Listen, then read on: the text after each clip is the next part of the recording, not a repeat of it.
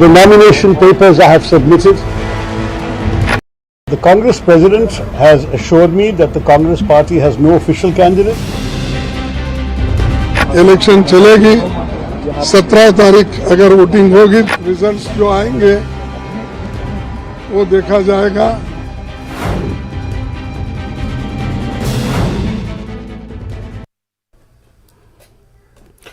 स्वागत है आपका न्यूज 18 जम्मू कश्मीर लद्दाख हिमाचल में। आप देख रहे हैं प्राइम डिबेट इंडिया। मैं हूं विशाल।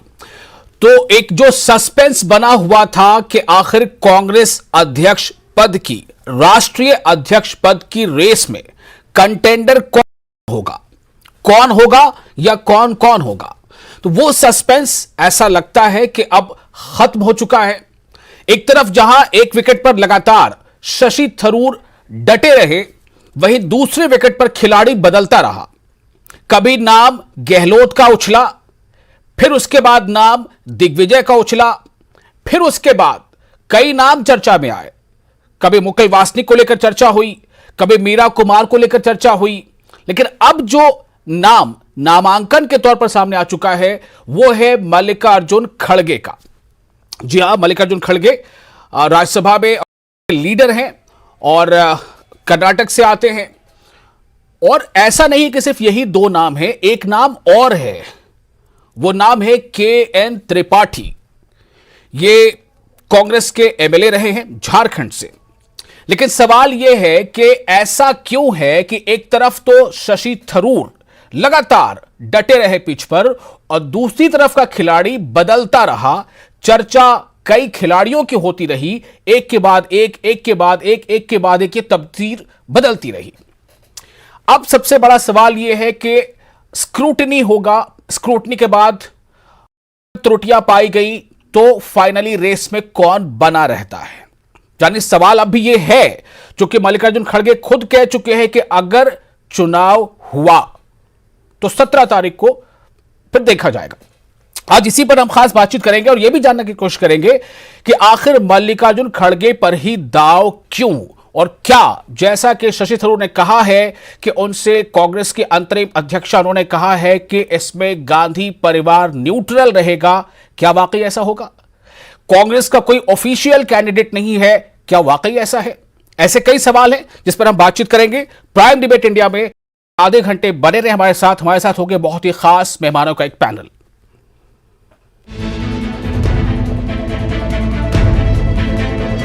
The nomination papers I have submitted. The Congress President has assured me that the Congress Party has no official candidate. Election चलेगी, 17 तारीख अगर वोटिंग होगी, रिजल्ट्स जो आएंगे वो देखा जाएगा।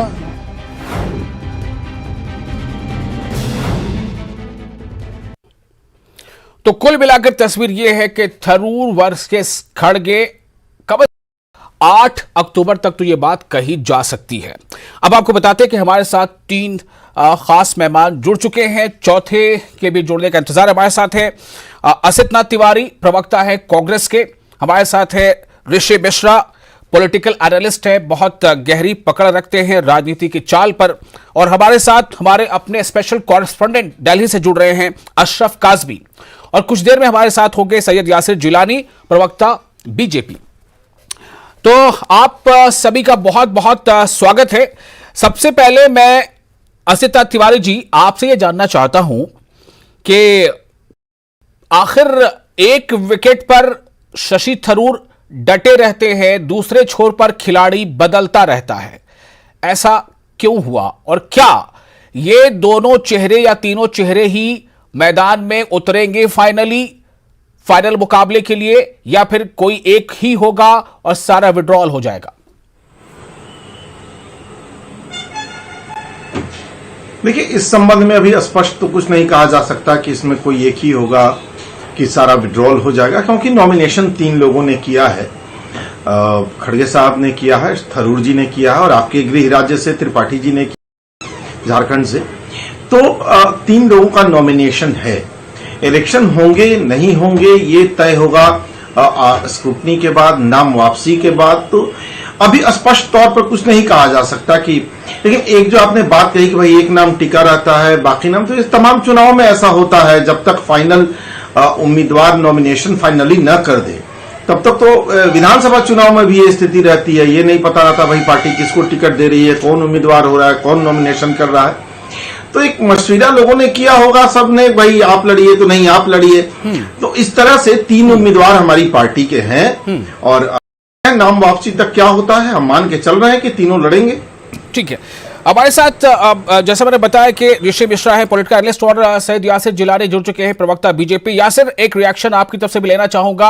अब जो कांग्रेस के राष्ट्रीय अध्यक्ष पद के लिए जो 3 नाम सामने हैं, शशि थरूर, मल्लिकार्जुन खड़गे और AN त्रिपाठी झारखंड से, क्या प्रतिक्रिया है? बीजेपी क्या इस पर अपनी राय रखती है?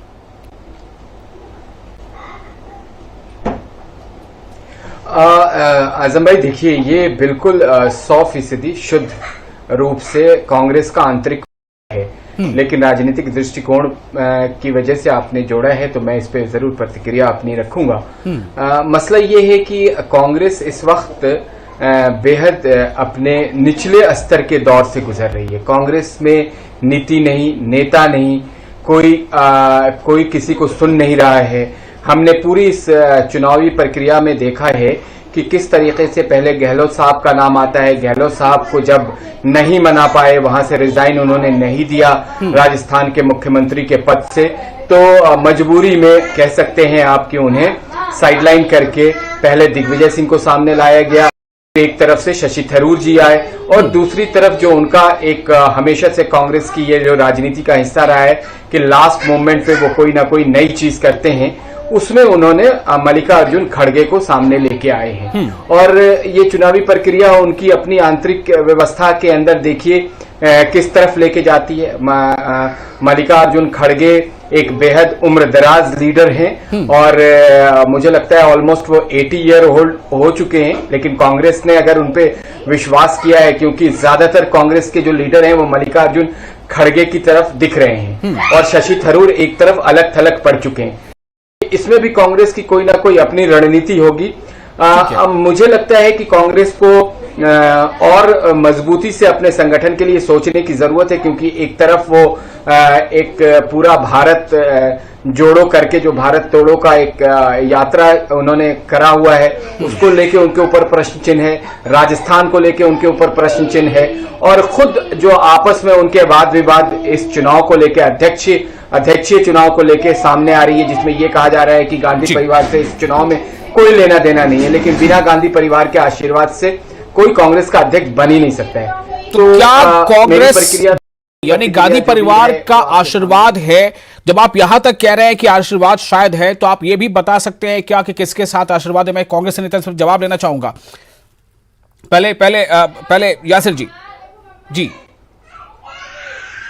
आशीर्वाद किसके साथ है? बीजेपी को क्या लग रहा है? मुझे लगता है कि जिस तरीके के बयान प्रमोद तिवारी के आ रहे थे जी, प्रमोद तिवारी जी के आ रहे थे, जिस तरीके के बयान उनके और भी कई लीडर के मैंने सुबह से देखे हैं। एक आध प्रस्तावक देखिए जो चुनाव लड़ना चाह रहे थे, दिग्विजय सिंह सडनली वो प्रस्तावक के नाम पे मान गए थे, लेकिन प्रमोद तिवारी ने आके सामने कहा कि मैं प्रस्तावक हूं इस ये जो चुनाव प्रक्रिया है। वो सारी बातें हो चुकी हैं। अब जो 3 नाम है उस पर हम बात कर रहे हैं। अभी मैं थोड़ा समय लूंगा, ऋषि मिश्रा जी आपके पास भी आता हूं, लेकिन पहले मैं जानना चाहूंगा अशरफ काजमी के पास, और तस्वीरें भी हम आपको दिखाएंगे कि आज क्या गहमा गहमी रही, वो तस्वीर भी स्क्रीन पर दिखाएं। अशरफ, मैं ये जानना चाहता हूं कि पिछले 3-4 दिनों से हर बार नया चेहरा, नया नाम, और मतलब गहलोत, दिग्विजय, फिर चर्चा होने लगी मुकुल वासनिक, मीरा कुमार, और अब ये मैं आपसे जानना चाहता हूं कि दिन भर आज क्या कुछ हुआ और अब कितने नाम है रेस में? आज आखिरी दिन है नामांकन का। जी था बल्कि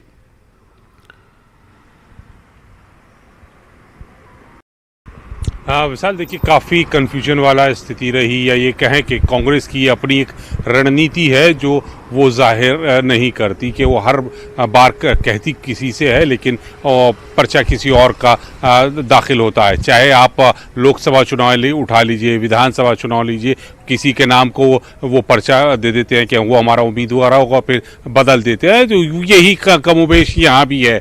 जो स्थिति का कल सकती कि दिग्विजय सिंह यहाँ पर चुनाव मैदान में होंगे और उनके साथ में होंगे शशि थरूर, लेकिन आज बिल्कुल पासा पलट गया और मल्लिकार्जुन खड़गे उन आ गए हैं और वो टक्कर दे रहे हैं शशि थरूर को, और के.एस. त्रिपाठी दूसरे जो झारखंड से हैं वो 3 लोग चुनावी मैदान में हैं। लेकिन एक चीज साफ है कि जो त्रिपाठी, एक चीज साफ ये है कि खड़गे जी को मैदान में उतारकर एक उन्होंने साफ संदेश दिया है कि कांग्रेस का फोकस जो है वो दक्षिण भारत है, क्योंकि यहाँ पर अभी जो उनकी यात्रा, भारत जोड़ो यात्रा शुरू हुई वो दक्षिण भारत से हुई। अब 75 साल बाद, करीब 75 साल बाद जो कांग्रेस को नया अध्यक्ष जिसकी जिताई जा रही है मल्लिकार्जुन खड़गे के रूप में दक्षिण भारत से मिलेगा, तो इसका जो इम्पैक्ट होगा वो 2024 के लिए होगा कि कांग्रेस चाहती है कि उसका वोट बैंक इंटैक्ट रहे, वो मजबूत रहे। और खड़गे जी एक ऐसे कांग्रेस के नेता हैं जो कि स्वीकार्य हैं सब जगह, उनके ऊपर कोई दाग नहीं है। और एक और चीज उसमें है कि वो गांधी परिवार के भी क्लोज हैं, तो यहाँ पर उनकी निष्ठा के ऊपर कोई सवाल नहीं हो सकता। एक तरफ जहां G23 का लेबल कहीं ना कहीं मतलब थरूर के साथ लगा हुआ था, लेकिन क्या आज मुझे खबर है कि कई ऐसे चेहरे जो G23 सो कॉल्ड कहे जाते थे वो आज खड़गे के साथ नजर आए हैं?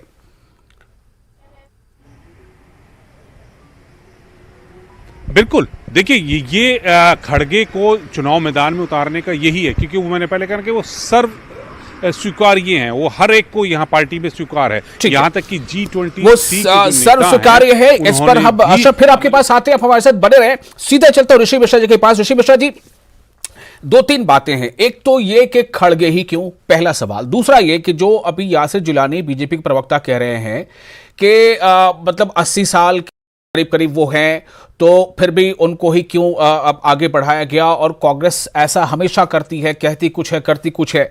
आप इस पूरी तस्वीर को कैसे देख रहे हैं ऋषि मिश्रा? देखिए विशाल भाई, आप देखेंगे सोनिया गांधी ने एक बेहतरीन रणनीति बना के, बीजेपी जिस अंदाज में राजनीति इस हिंदुस्तान में करती है उसी अंदाज में सोनिया गांधी ने किया है। चाहे सकारात्मक हो नकारात्मक हो, 4 दिनों से कांग्रेस ही मेन स्ट्रीम मीडिया के कवर में है, कवर न्यूज में कांग्रेस बनी हुई है। मैंने कल भी कहा था, मेरा ट्विटर हैंडल देखेंगे, दिग्विजय एक रणनीति का हिस्सा है। दिग्विजय सिंह सीरियस कंटेंडर नहीं है प्रेसिडेंट पद के लिए। और मैंने कल ही इस चीज को ट्वीट किया था कि दिग्विजय सिंह चुनाव नहीं लड़ने जा रहे हैं। दिग्विजय सिंह एक प्लान बी के तहत उनको आगे किया गया है। जहां तक मल्लिकार्जुन खड़गे साहब की बात है, तो नो डाउट आपके रिपोर्टर ने बिल्कुल सही कहा, कांग्रेस का प्लान जो है साउथ इंडिया में फोकस करने का है। जिस प्रकार से उत्तर भारत में बहुसंख्यकवाद की राजनीति पर जो बीजेपी का पकड़ है और बीजेपी के बल पे चुनाव जीतती आ रही है, उसको काउंटर करने में कांग्रेस असफल रही है। तो कहीं ना कहीं कांग्रेस को जो उम्मीद है वो साउथ से है, और मल्लिकार्जुन खड़गे साहब को लाने से ये होगा कम से कम जो अपकमिंग चुनाव में जो है कर्नाटका एक महत्वपूर्ण राज्य है, वहां कांग्रेस को फायदा मिलेगा। देखिए Ashok Gehlot no doubt natural choice थे सोनिया गांधी 10 जनपद के। यह बात बिल्कुल सही है कि जिनको गांधी परिवार का आशीर्वाद मिलेगा वही अध्यक्ष होंगे।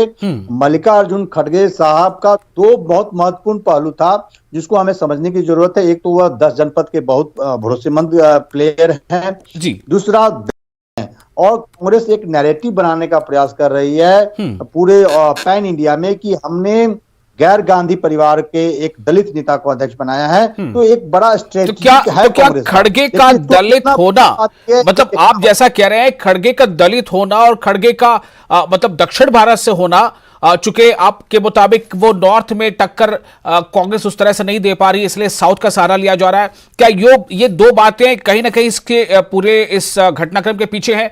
असिता तिवारी, मैं छोटा सा इस पर आपसे रिएक्शन लेना चाहूंगा।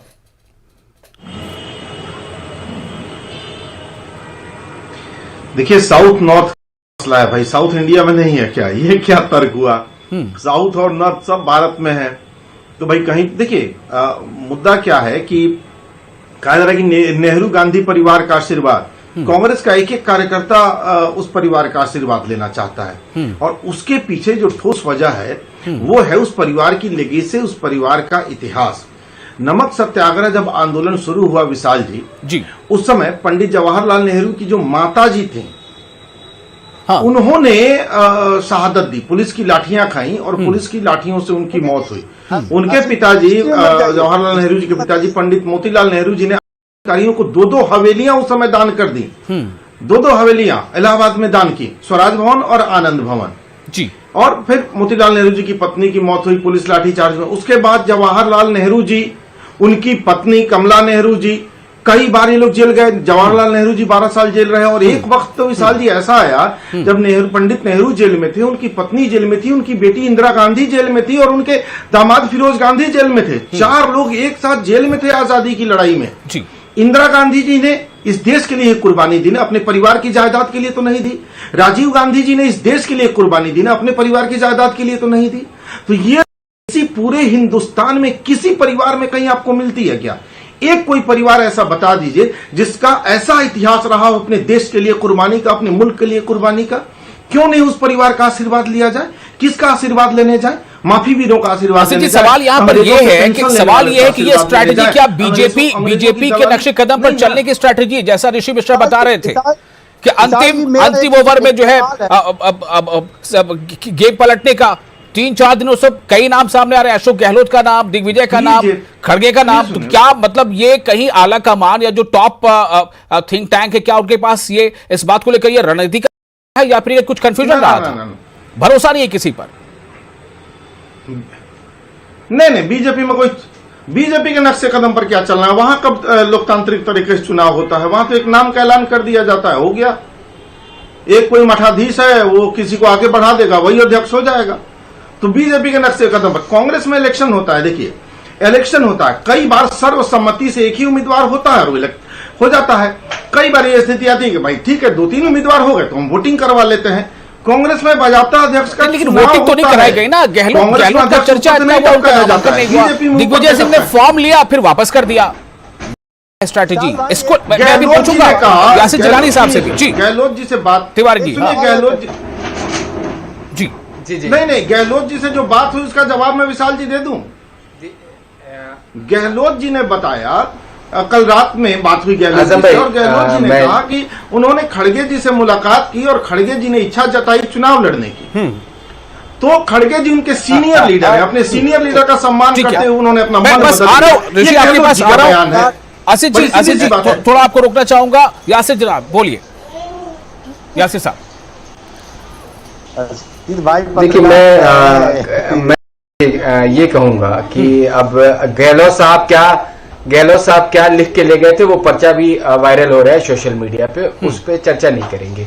लेकिन आपने कहा कि कुर्बानी दी, हमने मना नहीं किया, लेकिन इस देश ने उसी परिवार को, जवाहरलाल नेहरू को एक जमाने तक वजीर आजम बना के इस भारत में उन्होंने हुकूमत चलाई। उसके बाद इंदिरा गांधी ने एक लंबे वक्फे तक हुकूमत चलाई, जिसमें 75 जैसी इमरजेंसी दिया, अब बोलने की आज़ादी को ख़त्म किया। उसी परिवार के वो सदस्य थे। राजीव गांधी को फिर वजीर आजम बनाया, उन्होंने इस देश में रूल किया, और उन्होंने भी अपनी तरीके से काम किया। तो ये आप हर बारी आके यही बात कहते हैं, अच्छी बात है, कहिए, आपके वो लेगेसी के चेन के सबसे बड़े कड़ी हैं, लेकिन ये मत अपने नेताओं को, बड़े नेताओं को कहिए कि वो टीवी पे आए और वो जब कहते हैं बड़े नेता आपके, चाहे वो मुकुल वासनिक हो, चाहे वो प्रमोद तिवारी हो, जिनके पास कमांड है इस वक्त कांग्रेस का, कि इसमें गांधी परिवार से कोई लेना देना। गांधी परिवार तो इस पूरे चुनाव में आएगा भी नहीं, गांधी परिवार का कोई मतलब नहीं होता है। तो ये जो दो तरह की बातें आप ही के नेता करके अपनी बातों को कॉन्ट्रैक्ट करते हैं, तो भारत की जनता कंफ्यूज हो जाती कि कांग्रेस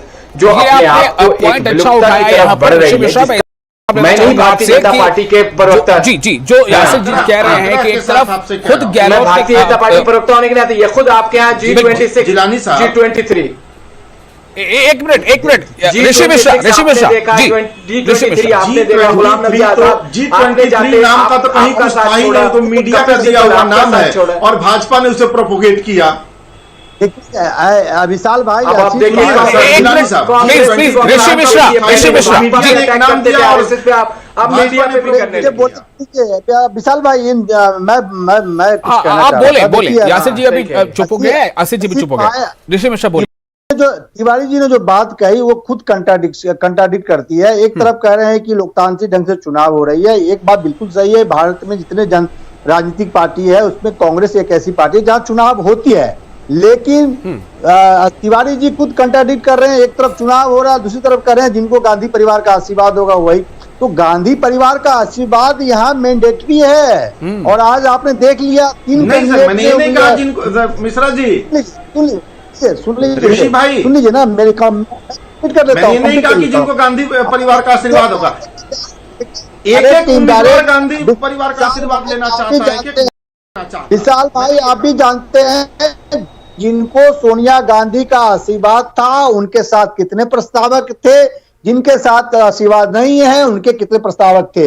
लेकिन जिलानी जी को कोई हक नहीं है, जिस पार्टी ने नितिन गडकरी जैसे परफॉर्मर को बिना लोकतांत्रिक पद्धति को पालन करते हुए एक परफॉर्मर को पार्लियामेंट्री बोर्ड से बाहर कर दिया, इलेक्शन कमेटी से बाहर कर दिया, कई मंत्रालय छीन लिए, उनको कोई हक नहीं है। जहां तक उम्र की बात है तो येडियुरप्पा साहब जो है 80 पार हैं जिनको पार्लियामेंट्री बोर्ड में लिया है। तो उम्र का काउंटर आप कांग्रेस को नहीं कर सकते, पहले आप अपने आईना में।